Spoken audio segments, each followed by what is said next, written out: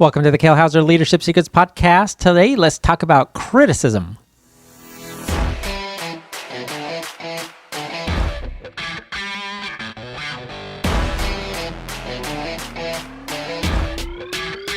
Hello, everybody, and welcome back to the Kale Houser Leadership Secrets podcast. My name is Kale Houser. Thank you for joining me. I hope you've had a fantastic week or weekend, depending on when this episode is airing and when you are listening to it. We're getting into September, which means fall for a lot of parts of the country. Not here in Florida. We're still humid as all get out and quite warm. In fact, I think we had a record temperature for our area here just either yesterday or today. Anyway, I digress. What we're talking about today, as I had alluded to and promised in our episode about compliments, is the counter to that, is criticism. Now, you can easily see how a criticism is the opposite of a compliment. It is the countermeasure. It is the yin to the yang of a compliment, where a compliment is uplifting, it's encouraging, it's recognition, it's gratitude. A criticism, by nature, is... I'm trying to define the word criticism without using the word critical or criticism in it, but it is corrective in nature. It is a put down, can be definitely a put down, and it is, more on the negative side, right? Because we've all heard that term constructive criticism, and that's where you're providing critique of something, somebody's effort, somebody's plan, product, anything, in a manner to try to get them better, right? We get this a lot of, maybe in speech class where you've given up and you've given a presentation, and then at the end your instructor sits there and kind of analyzes, says, okay, well, I didn't like what you did to your hands. You really need to, put them in one space, or you need to unfold your arms, or you need to stop saying all the time or right all the time at the end of your sentences. That's something I've tried to have to really work at, right? As I've been speaking. And then but those are constructive criticisms in nature. They're not meant to tear down. They're not meant to be an insult. They're corrective. They're meant to improve you. But I'm not talking about constructive criticism. I'm talking about criticism. And just like compliments, what is it that you're criticizing? Because you can criticize effort. You can criticize results. You can criticize somebody's dedication. You can criticize somebody's technique. Those are all things, and absolutely many, many more things, just like compliments. But those are all things that we can take the opportunity to criticize somebody in how they're doing something or the results that they got out of it. And I heard this really interesting, statement from my pastor, Pastor Craig Rochelle of Life Church. And he was talking, I'm 90% that's who it came from. And he was talking about criticism. And it was interesting because what we criticize in others, he says, is often what we see in ourselves. Can you relate to that? What we criticize in others, whether it's their effort, whether it's their desire, whether it's their motivation or what drives them, whether it's their results or dedication or their technique, we often see in ourselves. We see that shortcoming. We see that lack of in ourselves because it's so easy to recognize. We are aware of it, even if it's subconsciously and not active. We are aware that we're not good at that thing. We are aware of we're ultra, negative in this area of our life. So it's easier to pick that out in others. And you kind of take this, not high road, but you take this counterman to that. And by criticizing others of that, it makes us feel a little bit better about ourselves. But that is such an interesting concept. And I'll bet you if you think about it, and maybe you've criticized somebody recently, or think back to the last time you criticized somebody not in a constructive manner, where you were offering advice or an genuine effort to improve them or help them improve. But it was true criticism of like, why are you doing it that way? Or I can't believe you did that. Or I can't believe that's how you approached that problem. Or wow, you put all that effort in and what did you get out of it, right? These are all types of criticism that are not meant to improve. They're not meant to build up and be constructive. They're meant to tear down. They're meant to put somebody in their place. They're meant to raise my position by the lowering of their position, right? We present ourselves as an expert on something by criticizing the deeds and actions and results of others. right? It's a comparison. That's a really good thing of the one aspect of criticism. It is a comparison of what you did is not good in comparison to what I could do or I could have done or I would have done, and therefore I'm going to criticize you for that.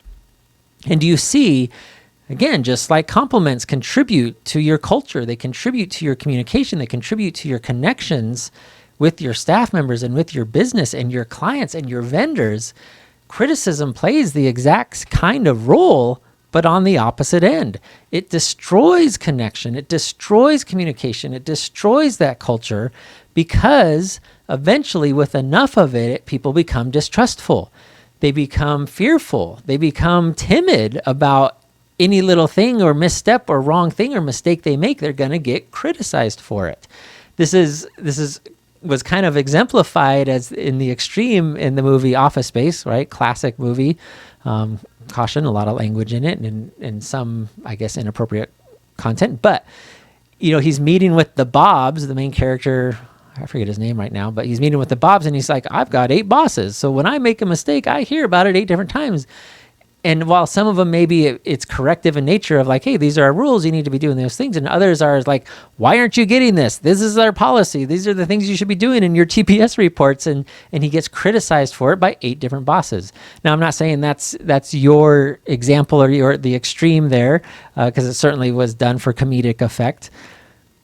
But there are degrees of that, of when somebody makes a mistake, how much or how often are they hearing about it?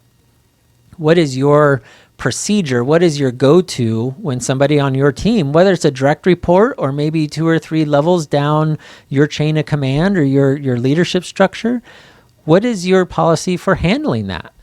Is it corrective in nature? Is it, a teachable moment? Or is it a teardown moment of disbelief, of darn it, what's the word that I'm looking for? Incredulousness. Is it like, I can't believe you did that. Why would you do that, right? When it was legitimately, after, maybe some research or questions and genuine desire to learn, you find out that, man, it was a mistake, or there was some external contributing factor that caused a lack of procedure or policy. We can all think of those different examples. But you can see how this is counter to compliments. And you can't have both. You can't go around giving people compliments, but then the next day eviscerating them because they misfiled a report, or they missed a phone call, or they didn't return a phone call, or they were late to work, right? It's countermanding to that culture that you're trying to build on one hand with the compliments and, remembering people's names and building that community, versus where people are intimidated by you because of your sharp tongue, because of the way you interact when things don't go right, when things aren't achieved, or when people aren't achieving their top performance or those great results that would spur a compliment. And how you react in those types of situations is just as important as how you react in the positive situations. The lack of criticism or withholding that criticism until you can, if it is warranted, right, like genuinely warranted, in private is how you do it. Right? There's an old adage, and we heard this a lot in the military, of those that would listen, is praise publicly, critique privately.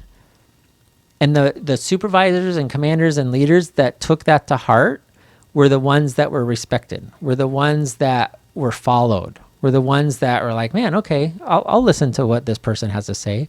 Because they respected the individual enough to, 1, praise them publicly when accomplishment was made, but 2, when the mistake was made or the lack of achievement had happened, they take them to the side, privately, to address that specific concern as a one-off and avoid the whole, right, public embarrassment. Although in the military there is also a very common and prolific practice of public communication as a learning tool or as a motivation tool to correct bad behavior, which I think is just stupidity at its best. But what are you going to do? Because you're on orders and there's not much you can do about it. But that's not what we're talking about. We're talking about in your business where people can be like, screw you, I'm out.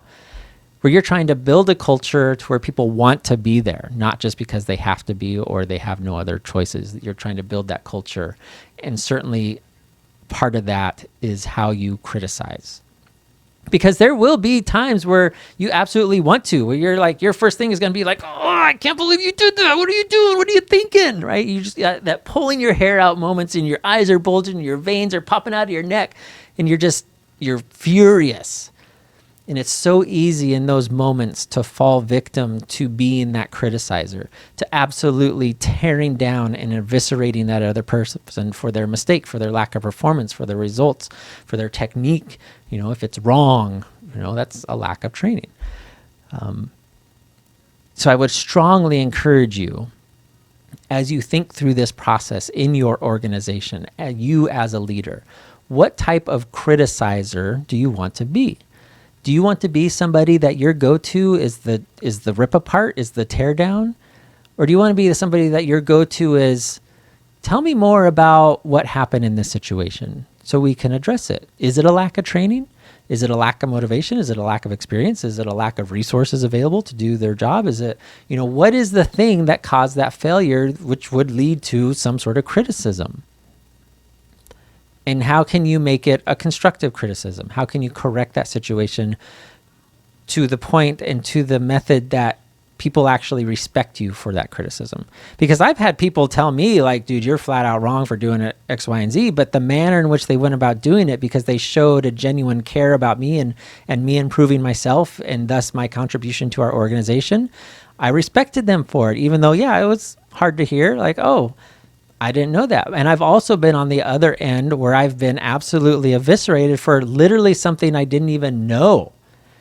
But the expectation, because I'm being criticized by somebody that had all this experience, and then here I am as the new guy, I just didn't know to even ask about this, and I'm getting eviscerated for a mistake that I make.